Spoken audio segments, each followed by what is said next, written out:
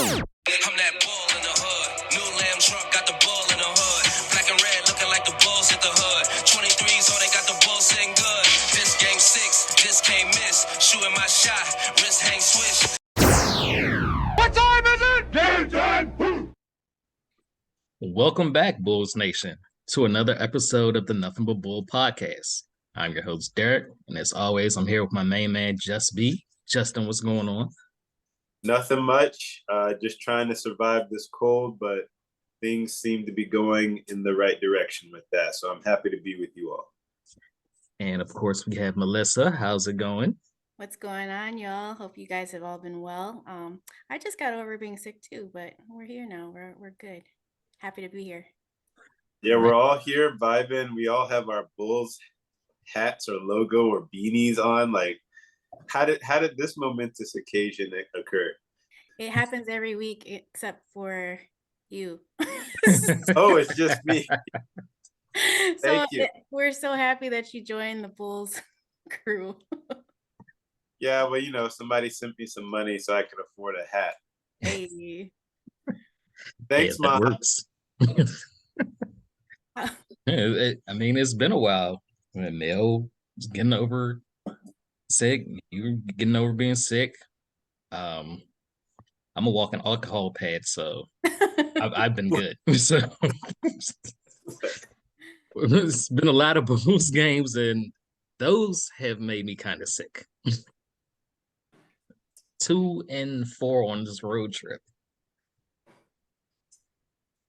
Teams in a lost to, like the Thunder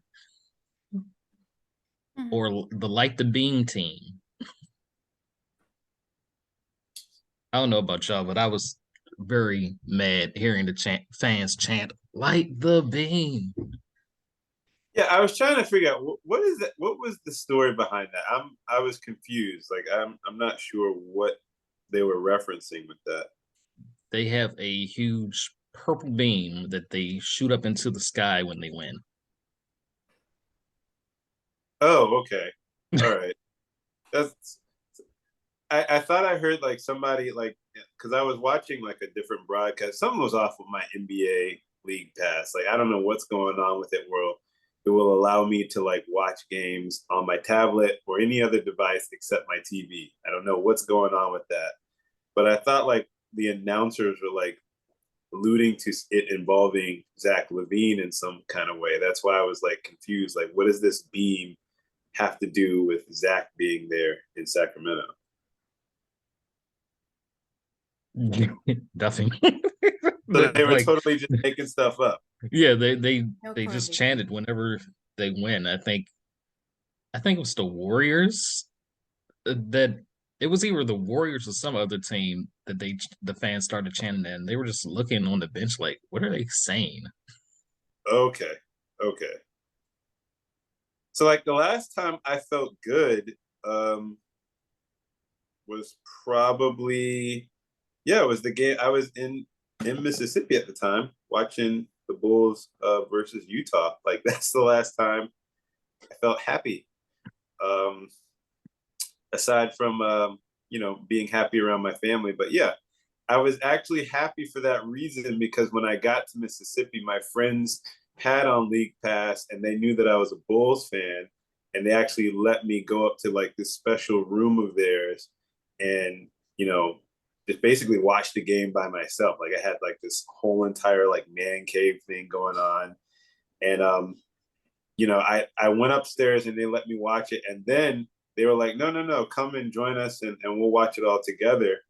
And I was actually happy to claim myself as a Bulls fan for that particular moment because we came out with a win, and no one was able to rag me in Mississippi. But it was pretty much downhill from there. Yeah, I don't understand it. Like, I don't understand it. Like, we beat Utah, we beat Boston, we beat Milwaukee. Milwaukee and Boston were back to back. Mm-hmm. How did we just go downhill? with losing to the Thunder and to the Suns, getting blown out. We had a good game against the Warriors. And, I mean, just couldn't pull that one off. We shouldn't have lost to the Kings. Yeah, that was one we were expecting to win. Like that should have been a dub for sure. Okay, but like, why were we expecting to beat the Kings? Out of all the teams, it should have been them. But like, why? Like, are we Because going we out have like? the three best players on the floor during that game. But the Kings have been like one of the better improved teams in the league. Like if you just look at their numbers, like first of all, like they've improved like with the talent that they brought onto that team since last year. Even with them losing Halliburton, they've been able to somehow like even out the balance of talent that's on that team. But like I understand what the Kings do well. Like what in looking at these past like 4 or 5 games, what do you all say that we do well that we can be like, yeah, we should have won that game? Like, is there anything that you all feel like you can hang your hat on? Because I don't feel confident in what we do well, where we can be like, yeah, we should have won that game. Like even like in looking at these last couple of games, and somehow like the sprinkling of Billy Donovan somehow getting a contract extension, like sprinkled in with all of that. I don't understand like what it is that we've done. Like I see certain numbers that people are throwing out, like defensive ratings and deflections and steals, and I don't know what we do offensively well where we can be like, yeah, we should have won that game. I'm a little confused with that.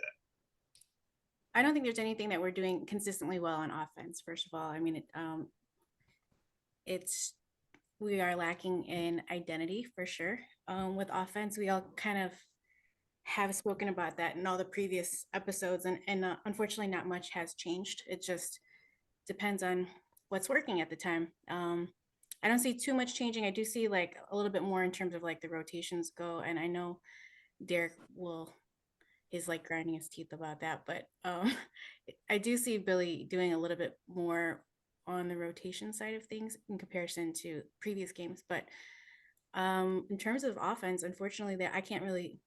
I mean, there's nothing really that we're doing consistently well. Defense is more hopeful, but unfortunately not on the offensive side. Kobe's had like little streaks of hope, which we weren't expecting, but he's hit some clutch shots. We saw Zach go off on that last game, 41 points, and unfortunately that led us nowhere. But yeah, I don't know. It's been kind of rough. Yeah, that led us nowhere because Billy doesn't ride the hot hand as usual. Zach was like 3 or 4 in the first quarter, and instead of keeping him and riding with him, he went to his routine rotation change, leaving DeMar in, who was ice cold. Yeah, he was cold. And Zach was playing really great on defense too. Like he was great on both ends. Exactly. Yet you sit him down. Then you leave him on the bench too long in the fourth quarter. You could have brought him in earlier. Maybe we could have won that game. The problem's been really Zach and DeMar have both been in shooting slumps at the same time. And hopefully Zach broke out last game. Because when those two aren't making shots, you're not winning. It's just not going to happen.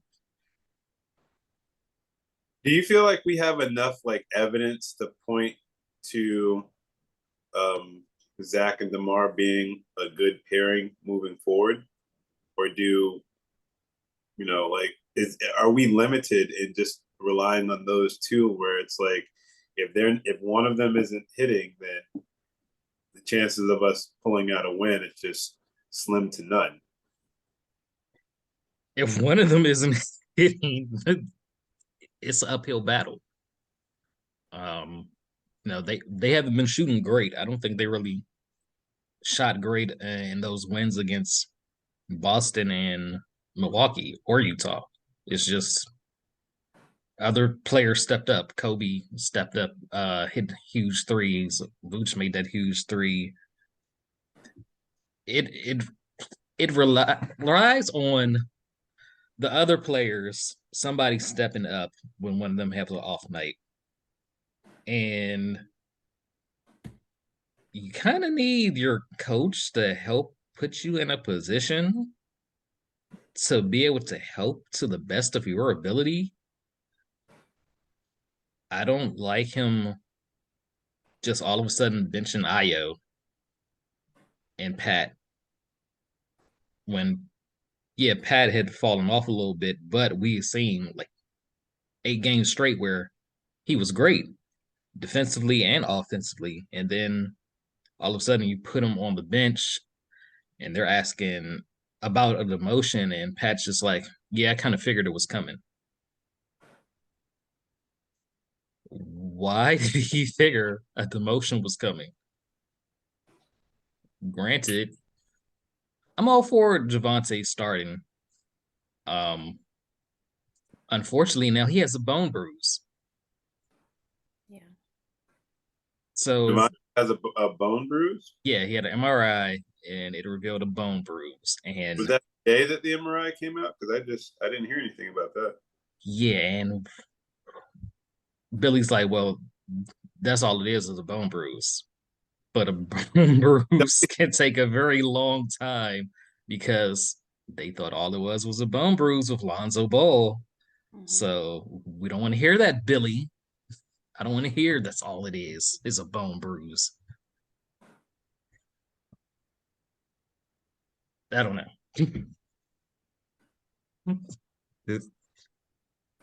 I mean,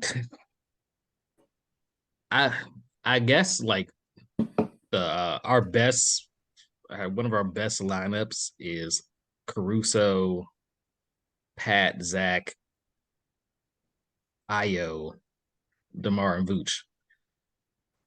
So I didn't understand the mention of Ayo. You kind of want to like keep him involved and keep his confidence high because he's a future part of this team. And he's in one of our better net rating lineups. Just could have put Caruso in instead of benching both Ayo and Pat. I don't know. Something just seems off, like with everything. The whole morale of the team, just like I had tweeted that too, like the body language. You could just see it. There's something going on. I don't know if people are just, if everybody's just a bit demoralized at the moment, but it doesn't feel like they're really gelling on any level.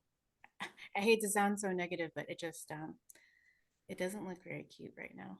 They just don't seem engaged as a team. And Pat's kind of regressed a little bit. He had his nice spurt, and it seems like he's regressing again, and that's why he's going to be coming off the bench. But I was reading something, and I think it was something that you sent out earlier too, Derek. It was about like that net rating, like with Ayo and with Pat. There seems to be like a pretty big drop off as far as like offensively, and it's really showing on the court. Especially, I mean, we've been lamenting this for a while now, how the Bulls start games, how they don't get into their offensive flow. I think that we've all made the comment that the Bulls would be a lot better off if they were playing at a much quicker pace, not allowing defenses to kind of key in on what they are going to be doing early on, allowing, DeMar to either start the offense early or getting those early looks with Vooch in the low post to kind of initiate things and, to get some kind of rhythm going. But for whatever reason, like, we talked about this before, like when I sent you all that frame when they were playing Golden State, I know they were trying to like maybe slow the tempo down with Golden State a little bit more. But there were too many times, not just in that Golden State game, but in other games as well, when the ball is inbound, there's like 3 or 4 guys who are at half court. There's nobody on the other side of the court. Nobody is running. And it's a big issue. And we're at that point where it's like you either have to go all in, or you got to think about like moving some things around, moving some people around, right? I mean, are we gonna go all, or are they gonna go all in with having P. Will and having him being like a crucial part of the offense and trying to, get some easy plays for him to, get his rhythm going? Or are they going to just relegate him to the bench? Like, he's going to be up for like some kind of contract extension after this year, correct? I think. So, like, don't you really need to Did have we already extend him? Did they extend him? Because I don't remember them doing I that. think they might have picked up an option on him. I mean, how old is DeMar? What is he, like 32, 33? 32. 32. Mhm. Okay. So you have Zach is coming back. Obviously, he wasn't doing well with the leg injury, and he's trying to find his rhythm. But you got to go all in with these guys. Like, there's too many times where I'm seeing Pat. Pat should be playing more than 30 minutes per game. I'm just gonna say that. You got to see what he's got. You're not going to learn anything from him just sitting back and watching other people. You kind of just have to throw him in the fire and just force him to be a part of that offense. It's kind of like when Lauri was on this team and people were like, oh, Lauri is just standing around on the perimeter. Well, you got to find some ways to get him involved, initiate the offense, start a couple of plays off with him. There were too many times where Pat would take a couple of jumpers in the first quarter, and then that was it. It's like he had touched the ball. He wasn't involved in the offense. There were no plays that were involved with him moving around the basket. There was no sharing that was going on. And I don't want it to come back to a thing with us just always blaming Billy, because this roster has a lot of different issues that are out of his control. But this contract extension that he signed, it's leaving a lot to be desired. I'm trying to figure out like where Billy has like really solidified and put his stamp on this team. I know that they've gotten better defensively, even being down Lonzo, but offensively, this team is just a mess, and I don't know. Like, they committed to Billy being a big part of this team's future. I don't know why, but they did. So it's kind of puzzling that they've done that, and yet Billy hasn't found a way to find some path forward with the general makeup of this team. Even with Lonzo Ball being out, like I don't see any type of offensive flow to this team whatsoever. I don't know what type of system he's trying to run. It's just, hey, DeMar, hey, Zach, figure it out. You guys do better. Like, that's exactly what it is. It's the same as last season. There's some sprinkled things in there that are different, but for the most part, it's the same as last season. It's like iso ball and everybody else figure it out. So you'll still see some people still standing there. I mean, like, we have like Wu will slash and drive, and DJJ will do that too, but it's not consistent. And we see that it works, but it's just not consistent. So it's just kind of whatever the mood is, whatever is working at the time, they go with. But as I said, we don't have any type of identity, and we're very easy to guard. It's so predictable. yeah. And we didn't solve for our 3-point shooting in the off season, which we've already talked about a ton of times. So we just, I don't know, like the volume isn't even there. Like, they're not even attempting, and we're getting killed. We're getting killed on threes on both ends, like our perimeter defense and just our volume. And it's not very easy to succeed in the NBA if if you're not putting up threes. Yeah. You said like twice now, we have no identity. Mm-hmm.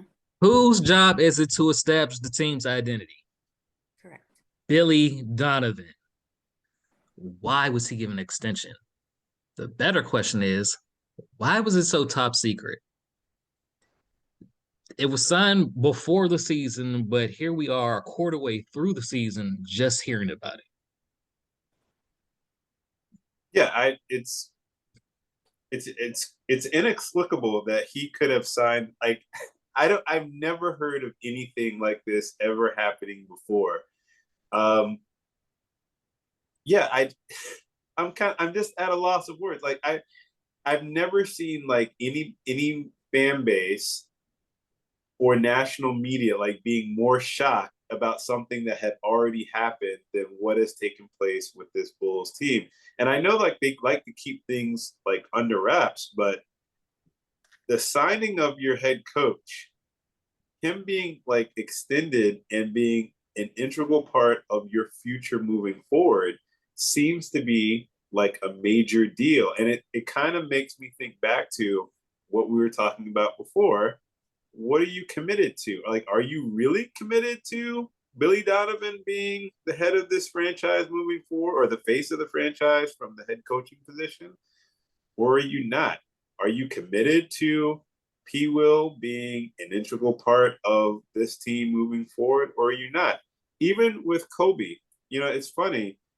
Before the season started, we were all like, well, Kobe needs to be more consistent. And Kobe's played better defensively, but you can't be consistent if you're playing like 18 minutes per game. Like, how are you supposed to find a rhythm on offense if you're playing 18 minutes per game?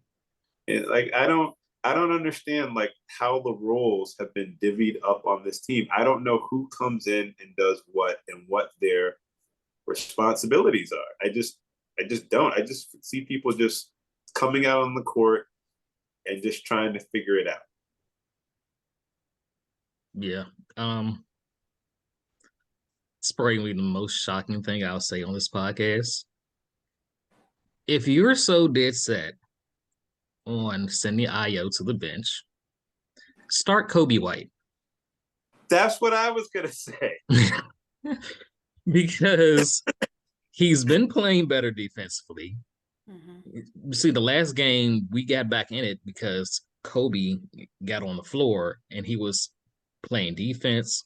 He was pushing the pace, which the Bulls are much better in offensive when they're running.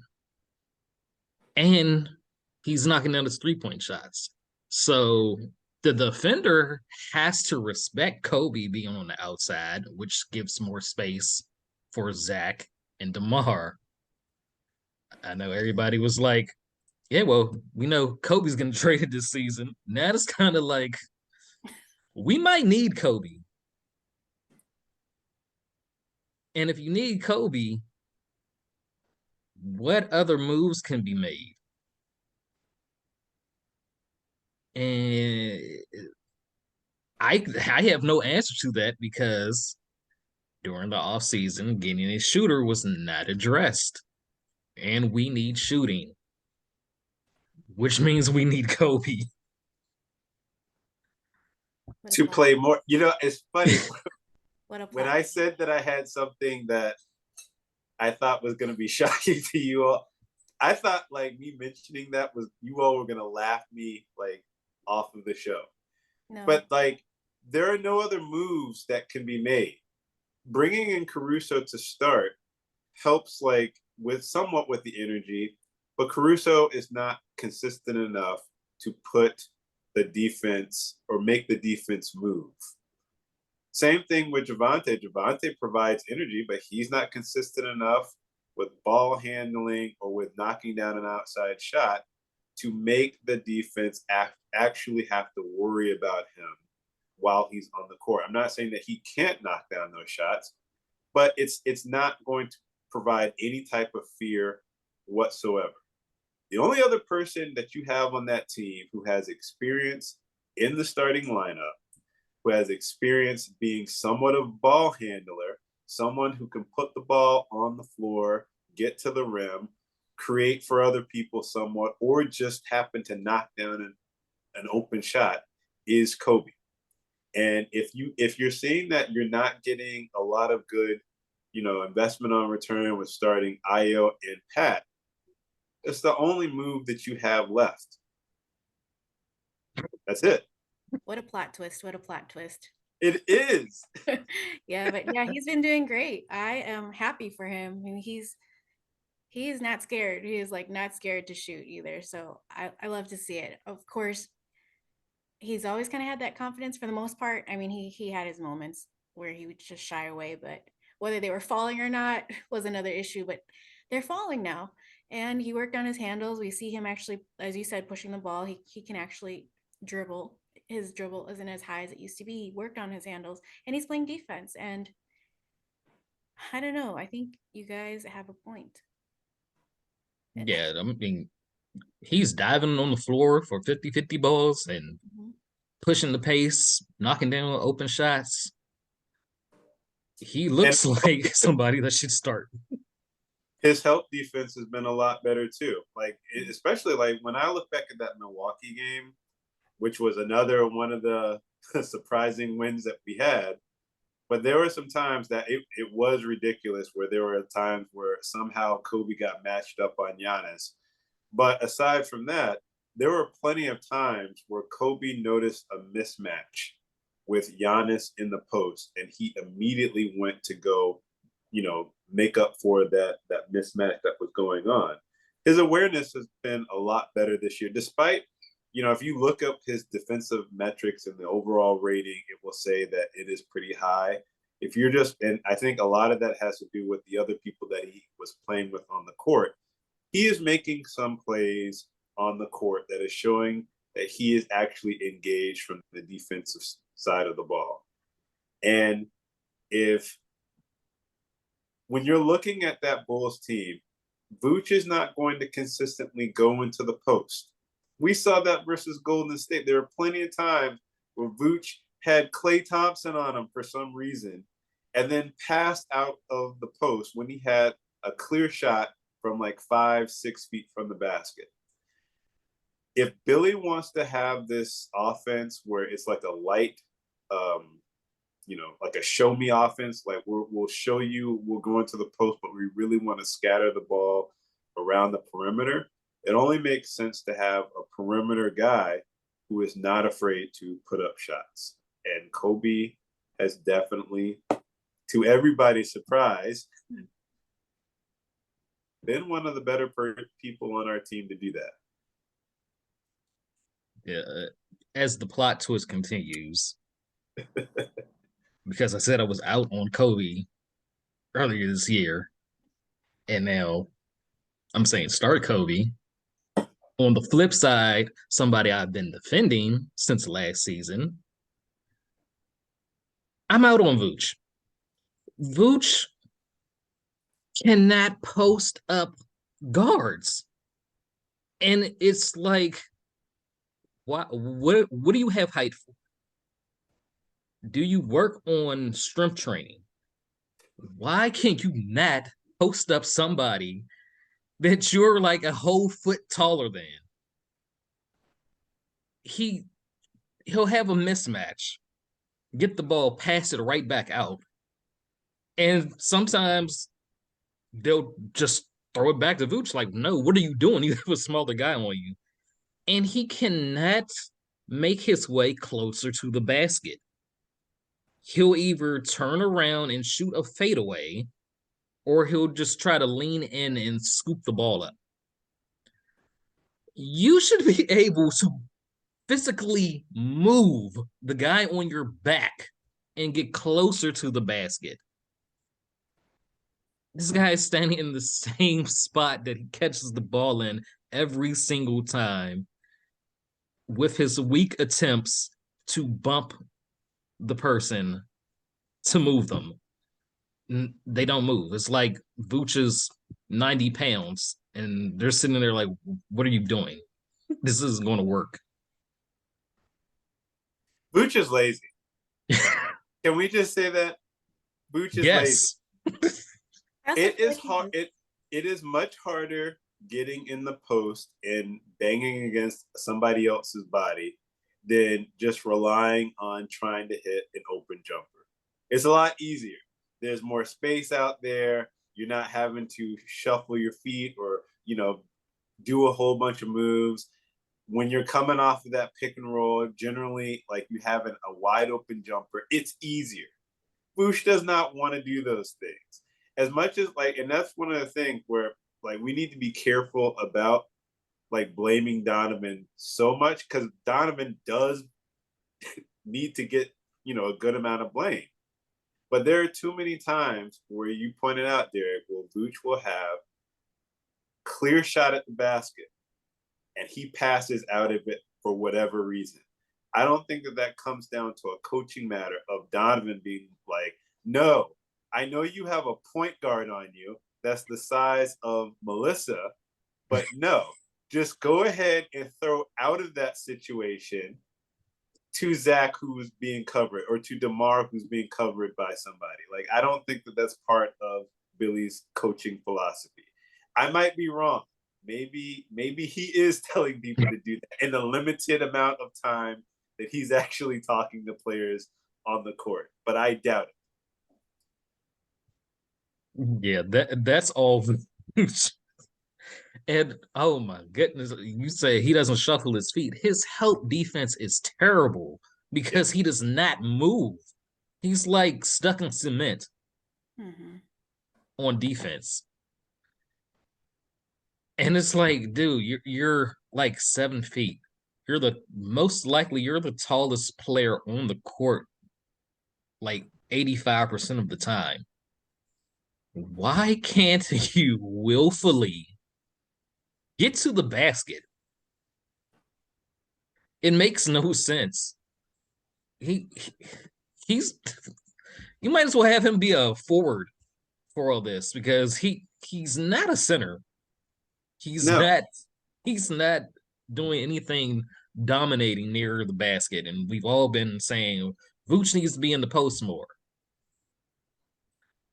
Does he really? Because when he's down there, he's going to pass it out, and he can't move Marcus Smart. He can't move anybody that's 6'1", and he's a whole 7 foot tall. sorry, You, Mel. I wasn't trying to take a shot at your height there. Yeah, you're good. I just threw you in there. You're good. Yeah, I don't know. He just seems so hesitant to do anything. And where you see it most isn't like on the defensive effort. He's just not doing what he needs to be doing. And I don't know, when he gets the ball in the post, I don't know if that again has to be chalked up to us not having any identity, but it never seems like anything decisive that he does. Like there's no, it doesn't seem like there's any purpose. It's just whatever. It's always like hesitant instead of just if he's gonna go to the rim, he needs to take it up strong and be decisive about it. But it's always just kind of like it's everything is just so hesitant. And again, I don't know if that has to do more with us not having any plays drawn up or an identity. He just doesn't know what he's supposed to really be doing. But it kind of seems that way. I don't know. It's neutered. He makes plays like he's neutered, like his manhood is not there. Let's just say he does not move. It's not a decisive, like, I'm a manly presence. I am going to put this ball in the basket. And we've seen him be effective doing it, but like, it's not consistent. He doesn't move like with any confidence in doing so. He's just, I don't want to just call somebody out for being lazy, but it's, what else can we really say? Like the opportunities are there for him to take, and he does not take them. But yeah, I mean, I think that would help with the offense greatly if they injected Kobe into it. And also, it's funny. Like I see that Derek Jones Jr. is one of our better players as far as like his efficiency. I don't think that there's any reason to see any more of Derrick Jones Jr. And that's not a shot at him. That's just like a shot at like what we need to see from this team moving forward. I don't see there being any reason that Derrick Jones Jr. is receiving minutes and we can't find a way to get Dalen Terry on the court. We need energy. We need someone who can move the ball around. We need someone who can guard.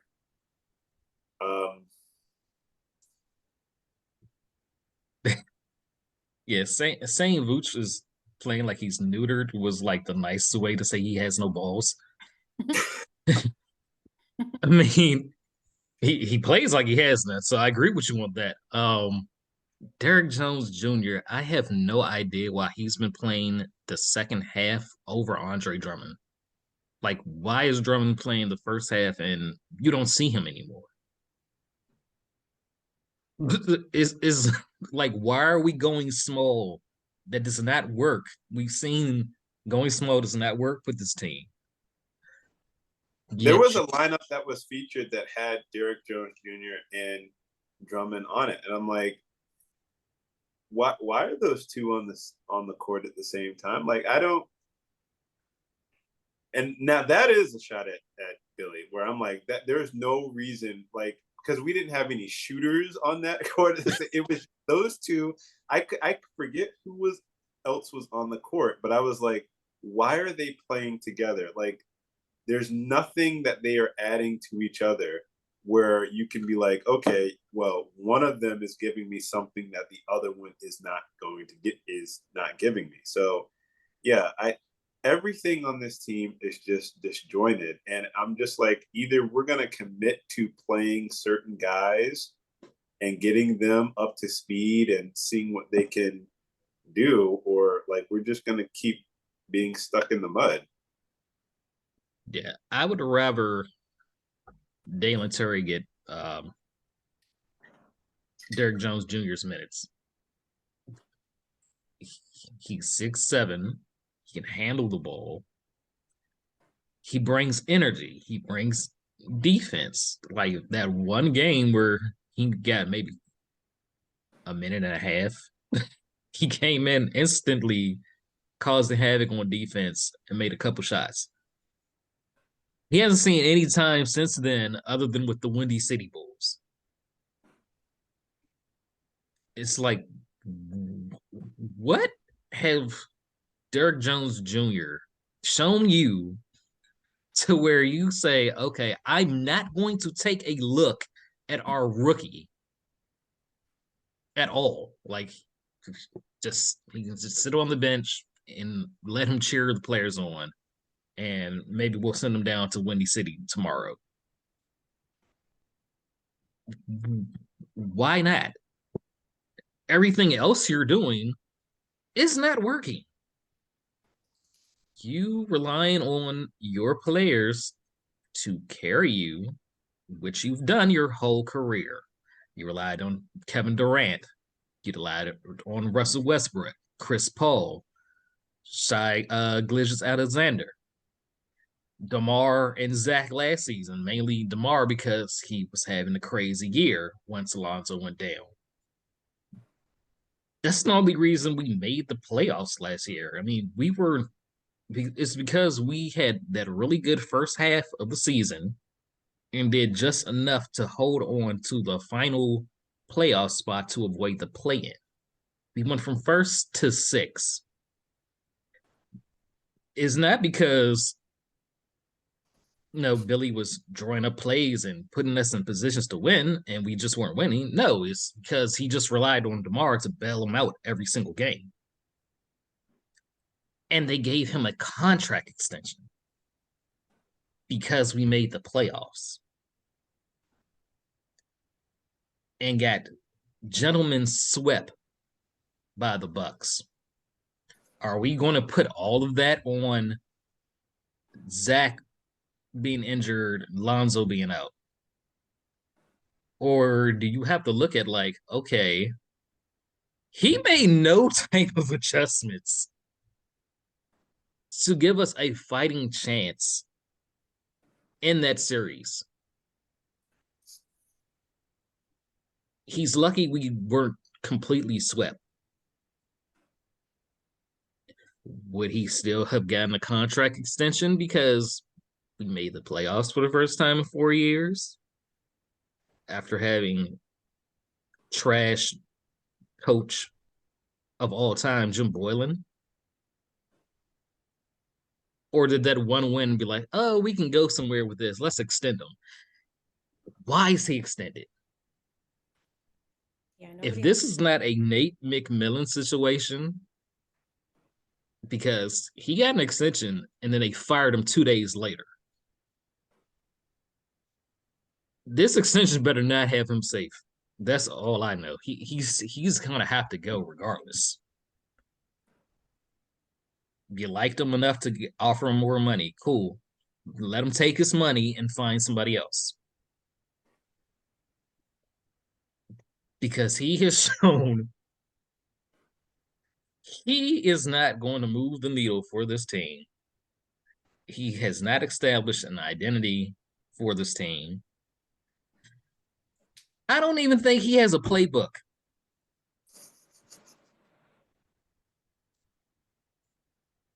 Because what are the plays?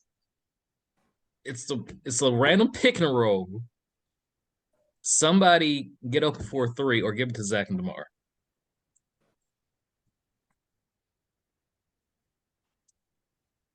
That's it. And then Vooch has a mismatch, throw it to him, but he's gonna kick it right back out. The way this team is built, a lot of stuff has to go right in order for it to work. And a lot of that hinges on a player who has not shown that he can stay healthy consistently. And when Lonzo first came here, I remember Derek and I, like, when they were first, before we brought Lonzo in here years prior, and people were like trying to figure out if Kobe could play the point guard position or whatever. They were talking about Lonzo Ball, and we had the same debate earlier. We were like, he can be a good player, but can he stay healthy? If you're like hedging everything, like your defense getting better and your offense running better and your 3-point percentage going up considerably, if you're hedging all of that based off of one guy who has not shown that he can stay healthy, that's a little bit problematic. If you're taking all of that and saying that Billy is going to be the one to make everything come together and move forward effectively, that's taking it a step even further down the land of disbelief. Like, there has to be a point where, like, you're not just looking at Billy Donovan, you might actually start to be looking at AK too, like, in the decisions that have been being made. What do you all think about that? I mean, nobody was really that. We'd made certain upgrades to the roster over the offseason, of course. Drummond was a good signing. Dragic was a good signing, but we didn't address the 3-point issue. We didn't address rim protection. So I don't know. I think those are two major things that needed to be addressed. I mean, at the very least, the threes. That is so needed. We didn't address having a consistent shooter, a 3-point shooter. Yeah, the problem is they need a player that's a glue guy that connects the offense, connects the defense, can knock down shots. They had that Alonzo when he's healthy, but we haven't seen Alonzo since last season, before the All-Star break. And, they said, oh, we're optimistic that the second surgery fixed the issue. We're optimistic that he'll play early 2023. And then Billy comes out and says he's nowhere close to running or taking contact. Cutting, running, cutting, taking contact. Like, so, like, is he still a basketball player? Like, I don't. It Like, doesn't seem very hopeful that he's going to even come back this season, to be honest. no. And if that's the case, it's like, what is the plan moving forward? Like, you drafted this guy in Dalen Terry. You didn't just draft Dalen Terry just to be a cheerleader. Like, there were certain attributes that the Bulls looked at and said, you know what? He can help us with his communication, for one. Like, when Dalen gets on the court, he is effectively communicating with people, trying to get them into certain positions on the court. It might not be with like those veteran starters, but when he's on the court with other people, he's trying to get them in certain situations. But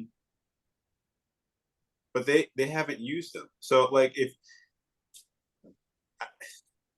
I think that's frustrating for all of us. Like even when the game is like pretty much decided already, even at the very least then, like if fourth quarter comes around and we're down quite a bit and you can already feel the energy is like done. Dalen still hasn't been put in. Even if there's like 6 minutes left and we're still down by 20 plus, he doesn't get subbed in. And this is like crucial time can be developed. It's not happening. He needs this. He needs time to be developed. Billy does not develop anybody. He hates our team. He just doesn't. He's never developed anybody. There is nobody that I have ever seen play on a Billy Donovan team where I said, Billy made him a lot better than what he is. No. He develops no one. He doesn't play Dalen Terry for some reason. Even Marco. The game's decided you don't even see Marco get thrown out there. It's like he decides to channel his inner Tibbs and keep the starters out there when it's no point. I just don't understand how we got here with Billy Donovan and this team. I mean, AK did flip like the whole team within 2 years. Got DeMar, got Vooch, brought in Lonzo, and it was looking good at first before Lonzo went down.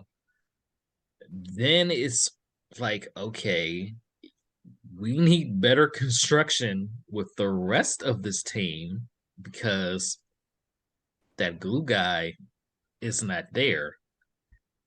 I don't know if that's all on him or if that's on Jerry for not wanting to spend money. I would put it on Jerry before I put it on AK and Mark. Because we all know Jerry does not like signing off on too many checks and does not like to pay the luxury tax. Done it once. And the thing is, like, we talked about that earlier in the year. To go into the luxury tax, you have to believe that you actually have a team that is going to like be competing for something. And plenty of people who've come on, our podcast, including us, we've said like this team is not ready to like necessarily compete or go to that next step. But in the same mindset, you have to be thinking or believing that you are building some type of culture to get you to that point, some type of identity to show, okay, we are moving in that direction. I don't know what Billy Donovan is offering to provide that identity and that culture to where this team needs to get to eventually be one of those teams that says, yes, we are ready to go into the luxury tax. Which makes me go back to, why was he extended in the first place? Which goes back to, why was it done in such a secretive manner? And I don't feel like anybody has, like, I just feel like the news was just let out that he has this extension, and no one has really questioned why it is that Donovan has the extension that he has. Like, I find that to be somewhat confusing. Yes, sometimes you have to go into the luxury tax in order to build.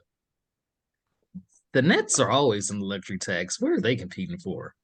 Sure, they look better now. I think they got up to 6, but are we really banking on the Nets contending for the championship, even with Durant and Kyrie?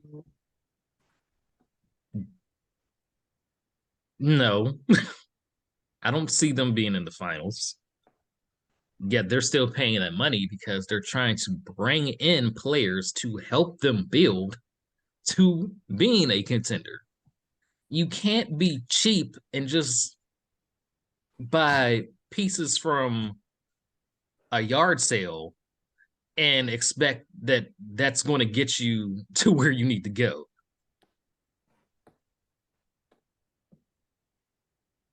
It's Jerry. We're just waiting for Jerry. We're just waiting for Jerry to do Jerry what? to To sell. die. I was wondering which one was gonna say die. To sell. I mean, but Michael has more control over the Bulls than Jerry. I guess he still has to get Jerry to sign off on stuff, but is Michael really better? The whole Reinsdorf family. Now, with all of this being said, we're still 9-14. What place are we sitting at? Like what, 12th or something like that? Probably. But we're still not that far away from actually being from, like, I think like the 6th or 7th spot, correct? Because like there's a whole bunch of jumbling that's going on across the league. Yeah, we're I don't think 12th, and the Nets are 6. They're 13 and 12. 13 and 12. I I don't mean, think it's like completely gloom and doom. Like it just has been really stinking it up the last few games. And I think like most of the frustration is that we've seen what they could do. Like we've seen that they can do certain things, but it's like all in these short glimpses of time and nothing's really consistent. But we've seen what they can do, and I still do believe that we have the talent to do more than what we're doing. But I think that's the most frustrating part. And also, like, did you guys see that thing? We had I think we had the second hardest schedule. Yeah. yeah. The And we strength have like the behind easiest Portland. left.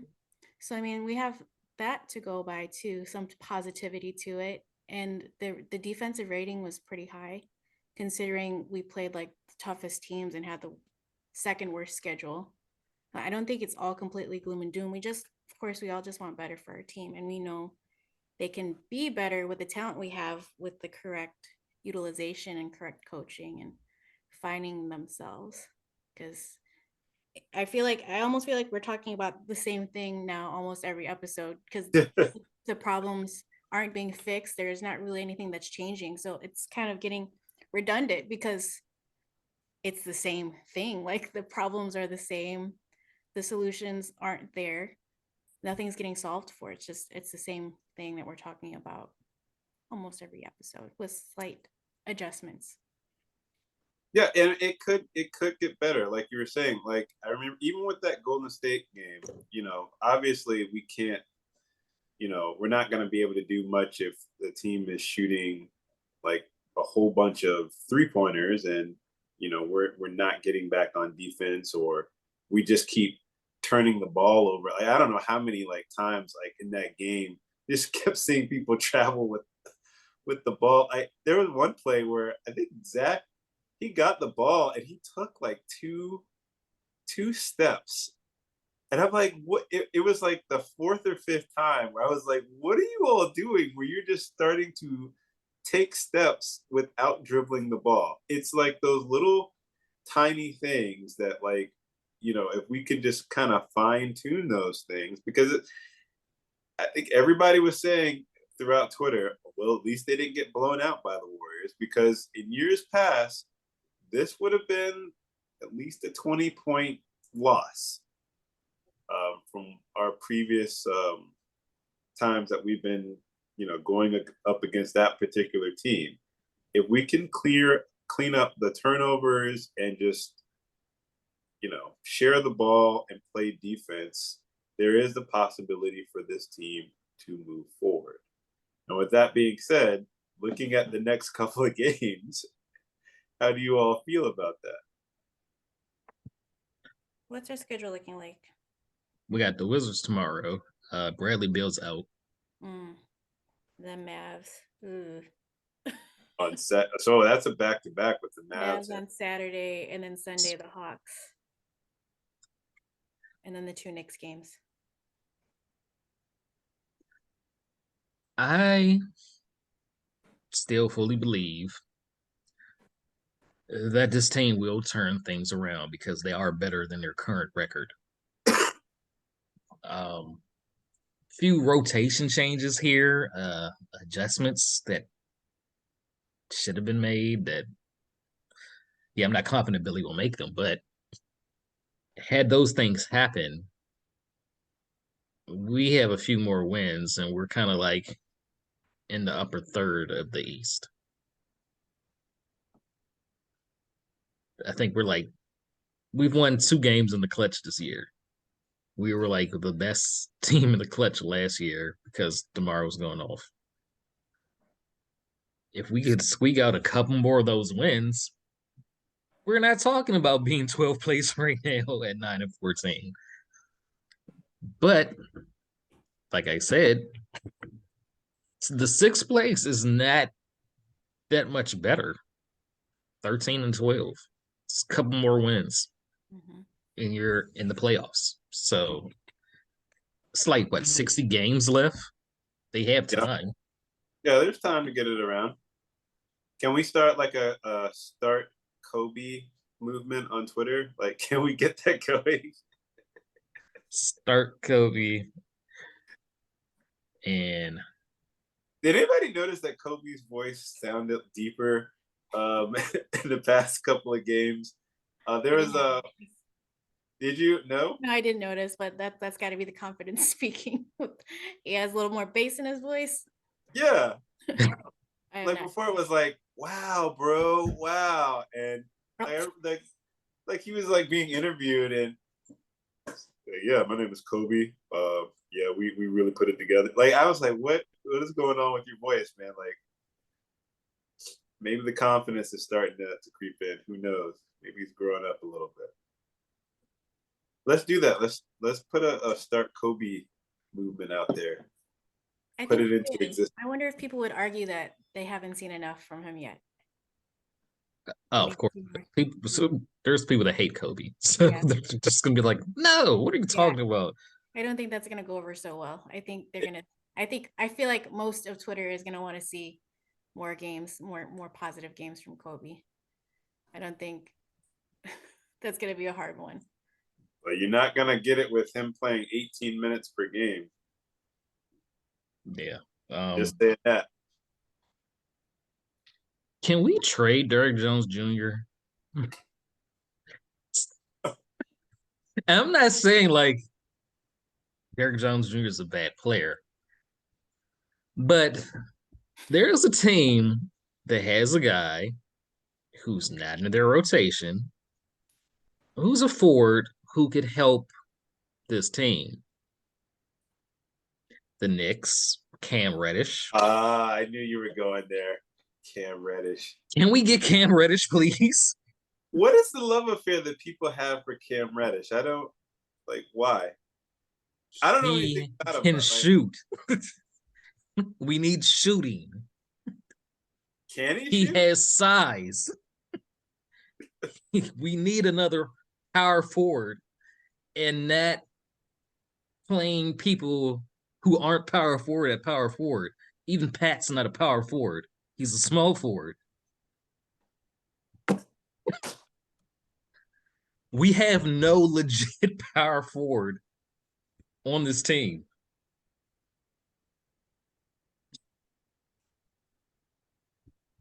That's another thing we didn't talk about. I don't think that Pat is playing his natural position. He's not. He doesn't rebound like a power forward. He's always being asked to guard your top wing players on the other team. Because Pat's a 3. Yep. But we got DeMar, so we slid Pat to the power forward, which I never really understood because DeMar played power forward when he was with the Spurs.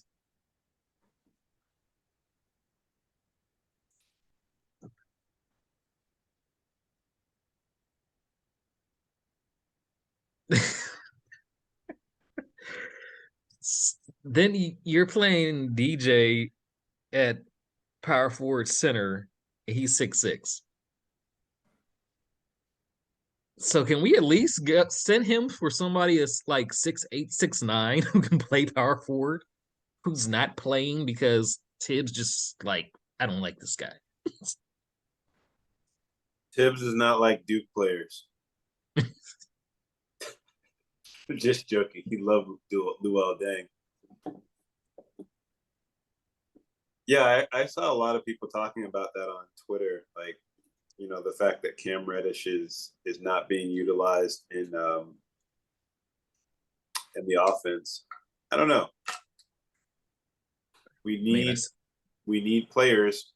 We need players that can shoot. We need players that can play certain positions. I don't believe in this positionless basketball that people like going to. You need to have certain guys who are a certain height doing certain things. Like, that's just, I don't know. It's like I've seen a lot of people like, we need Kyle Kuzma.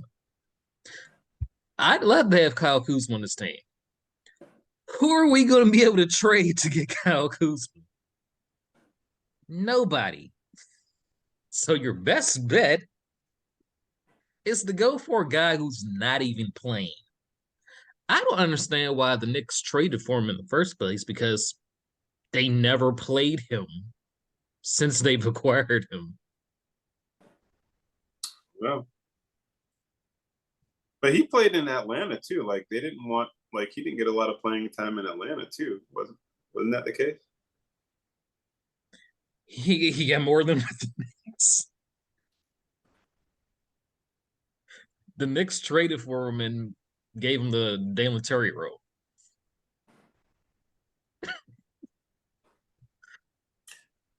So with any of these games that are coming up, are you all going to be like out and about? Derek, you have any plans to go to any games? Alyssa, you? January 11th when they come here again.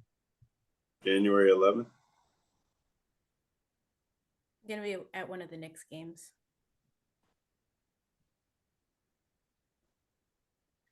So yeah. So we have the Wizards, the Ooh. Mavs, and the Hawks. They play Miami on Tuesday, 20th. That was a long drive, though. I don't know if I can make that drive. You can do anything you put your mind to, Justin. I appreciate your positivity. You have a Bulls hat now too, so. I do. Magical things can happen. Okay, so our next 4 games: Wizards, Mavs, Hawks, and the Knicks twice. What's the record? Come on, some positivity. I'm gonna go 3-1. We lose to the Mavs.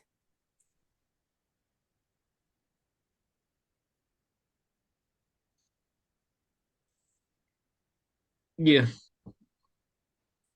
Same? same. I'll say it was split 2-2.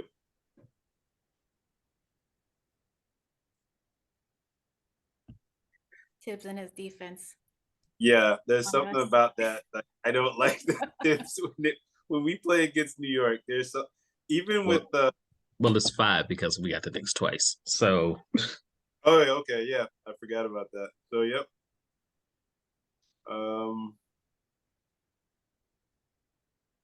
I'd say 3-2. I'm gonna say 4-1. One being against the Knicks. They'll get one. I don't think the Mavericks have really been great. So where I'm gonna count that as a loss. Luca's gonna Luca though.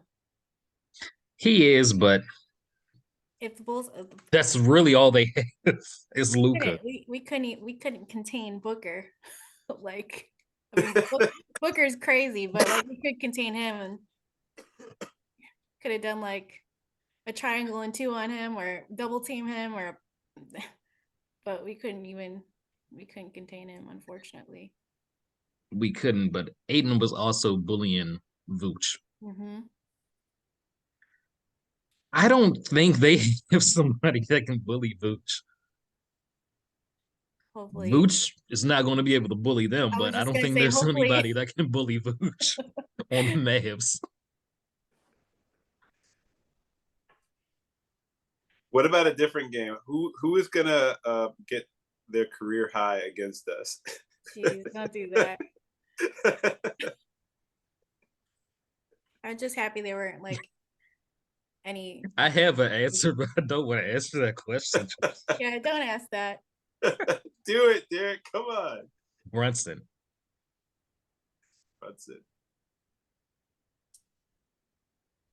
Rui Hachimura is gonna go for 36.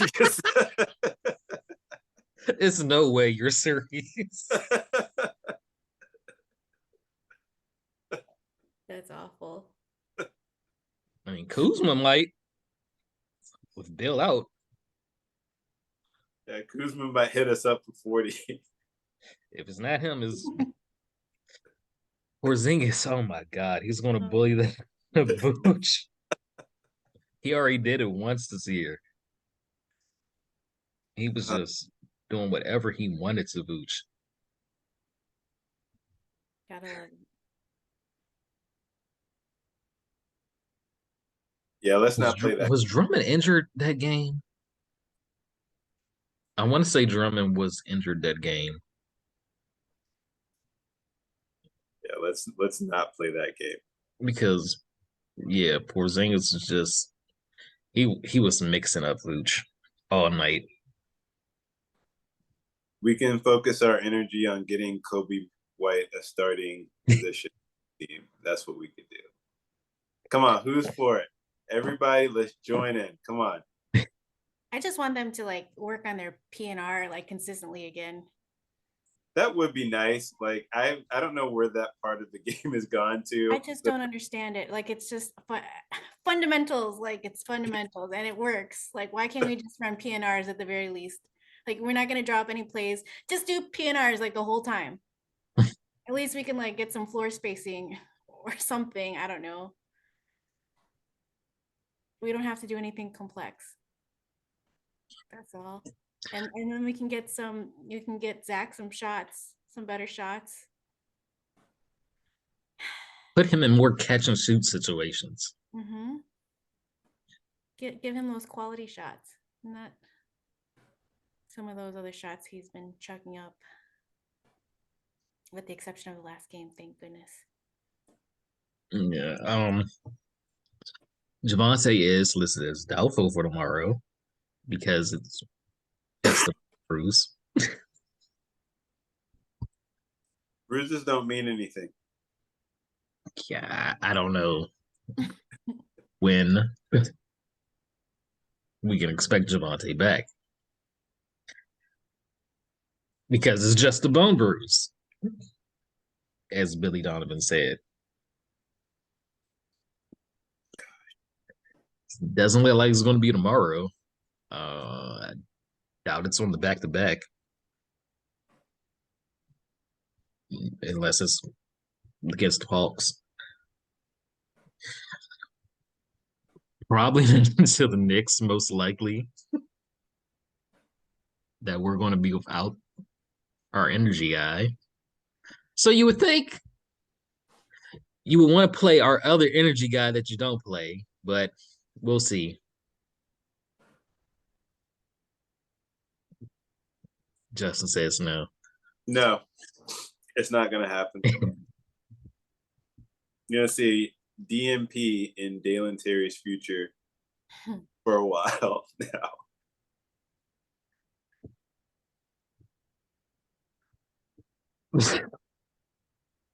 It's just like, why? Woo's hurt. You got a guy that can play 1 through 3 and brings energy. The logical thing would be to put him out there.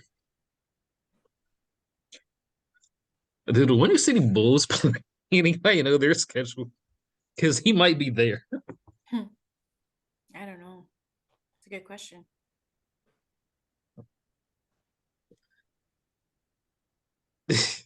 it the last I checked, the Winter City Bulls were like second in their division. Oh yeah, they've And been pretty good. yeah, and they have Dalen, Marco, Malcolm Hill, Hostess. Yeah, Costas has been pretty good. Like that last game of his, he had like 20 points and 4 blocks. All people who we have signed to this team that can help this team. Hostess give you size. Hill and Marco can give you shooting. Dalen can give you a bit of everything. But they're down there in the G League pushing that team to a winning record. That's another thing I don't understand. Like we talk about shooting, like Malcolm Hill can shoot. Like you don't have to go like so far where you don't have anybody. Like he's on the team.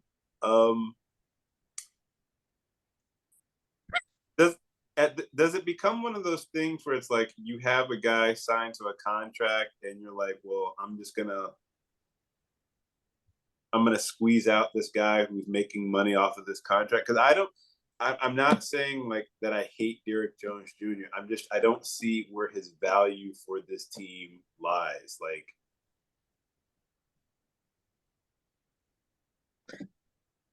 Trade him for Cam Reddish. But yeah, Hill can shoot. I mean, he's kind of like you're not going to expect anything much else from him other than shooting. We had a guy like that last season that they just had to keep playing for more minutes than he should have. Matt Thomas, who I could not stand because he was put out there to play defense and all this stuff, and all he could do was shoot, and he would rarely make it. Matt Thomas was the truth. I don't know what you're talking about. So you could at least put Malcolm Hill in that role because I have more confidence in Malcolm Hill knocking down the open 3 than Matt Thomas, who is not in the league.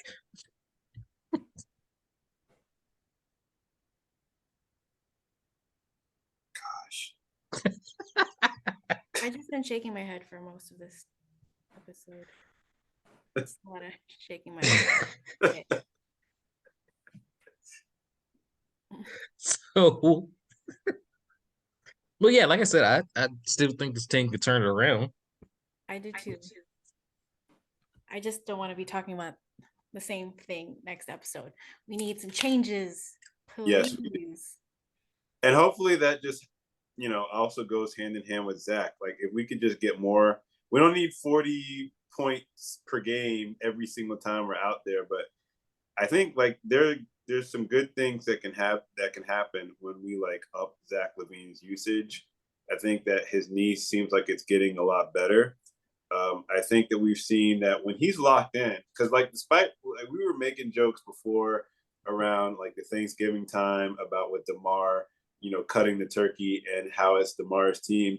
If this is DeMar's team, then the Bulls are in trouble because you signed Zach LaVine to be that face of your franchise moving forward. People might not agree with that, saying like, oh, he hasn't had a great start to the year, which he hasn't. He has been pretty awful to start the year. But we know that that's not the type of player that Zach has shown in his tenure being in a Bulls uniform. And I think that if we can get Zach with, more aggressive Zach attacking downhill, Zach getting other people involved, because in that last game against the Kings, he was making a lot of good decisions. He was playing defense. Zach's capable of doing all of those things at a very high level. If we can get that Zach on track and that Zach moving forward, I think that the Bulls that's going to help right things for this team. And then just guys just buying in for each other. It's not like these guys hate each other. And despite what we say about Billy Donovan, they seem to be comfortable playing with him. So if we can get those things going and start Kobe, or at least get Kobe more minutes so that he can be more consistent and have like an actual, effect on the game, more opportunities, I think that this team can right the ship around. I don't know if Zach has sounded like he's comfortable playing with Billy Donovan. Yeah, it seems like the tone's changed a little bit, especially over last season, but more recently. When they asked him, did he think it was necessary that Billy made those changes to the starting lineup? He said, "No, that's Billy's opinion." Right. That could be just him like standing by his teammates and not wanting to put them down, or that could be something else because he's already lashed out about that game where Billy benched him. He's like, that's something he's got to live with.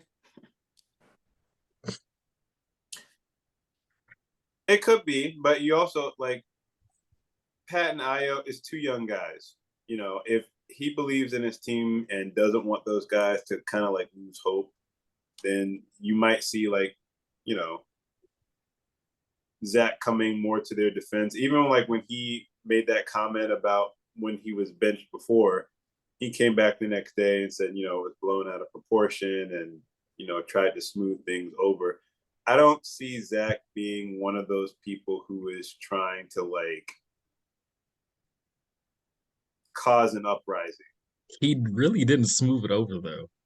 He kind of doubled down on it and was like, I mean, I should have been out there because that's what I do, but yeah, there's no problem between me and Billy. That's not really smoothing it over. He stood by what he said.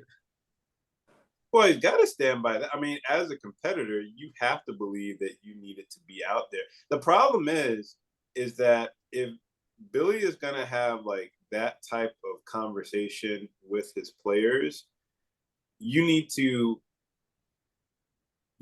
have that type of mindset from the very beginning, where if guys are stinking it up, then they realize that they're going to get pulled.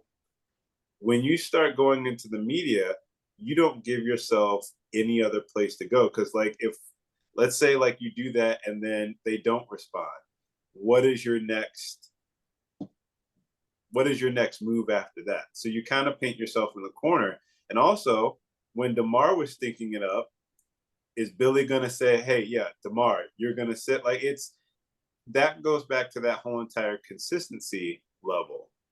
But that being said, all of that stuff aside, if the Bulls put in that extra work, if Zach comes back to being the Zach LaVine that we know that he is capable of, then I think that the Bulls because like we said before, they've played a lot of tough games earlier on in this season. They get themselves healthy. Dak becomes more aggressive going to the basket, some of those shots that have been missing start to fall. It is possible for them to get this thing turned around. So that's all I'm saying. I agree.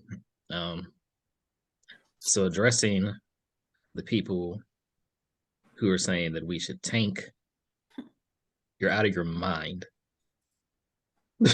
Agree. Because say we did tank, that only gives us a 50% chance of keeping our draft pick.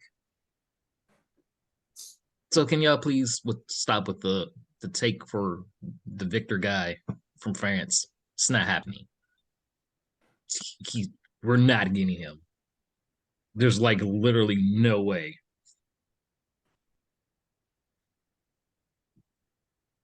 Yeah, I mean, there's no no, you don't tank with the amount of talent that the team has on its roster. To think that you're going to tank bad enough to be able to somehow get in that position to be able to draft that player, it doesn't make any sense. Plus, like, that's just one player. Like, it's funny, like, people like are very comfortable like tanking for the one player. We don't know anything really about these players except for highlights that we are seeing, from different outlets. We're not seeing like all of these games played in full. We don't have a lot of information on these players. And again, when you're talking about tanking, you're talking about being bad for a consistent period of time.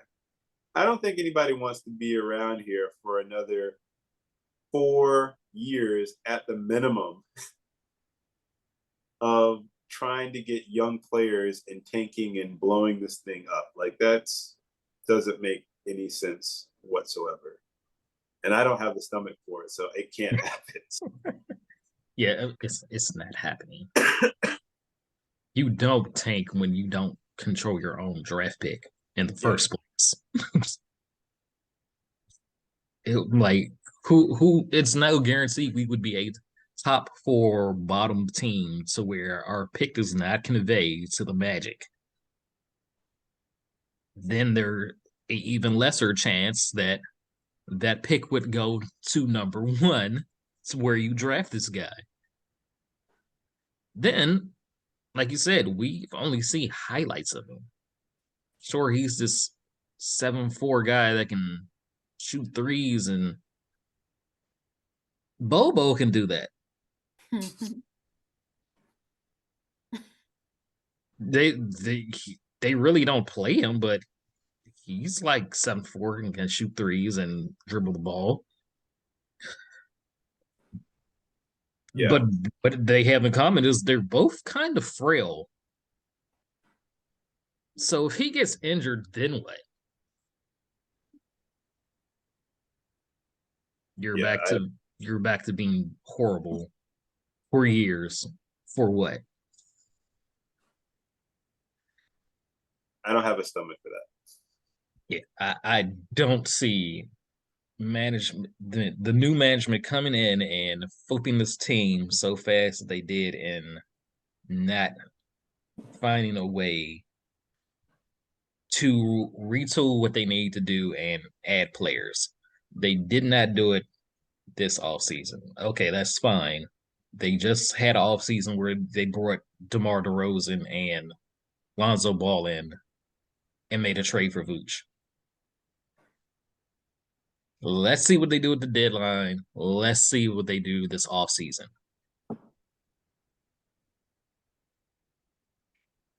What's on your screen, Melissa? Are you watching a video? It's just on my screen. Like what? No, I'm looking at your glasses and like there's like a brightness that's coming through on them. It's the laptop screen. I'm just messing with you. Oh, I'm answering you. You're watching your own movie of you doing this podcast. Oh. Yeah, Wizards, Hawks, Mavs, Knicks. I think we come out of that with a winning record. 4 of those 5 games are at the UC.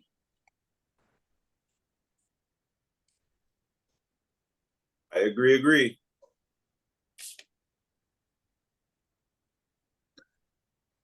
So yeah, I guess that's it for this episode. Till next time, go Bulls. Go Bulls. Oh, Then it's game over. The horn blows.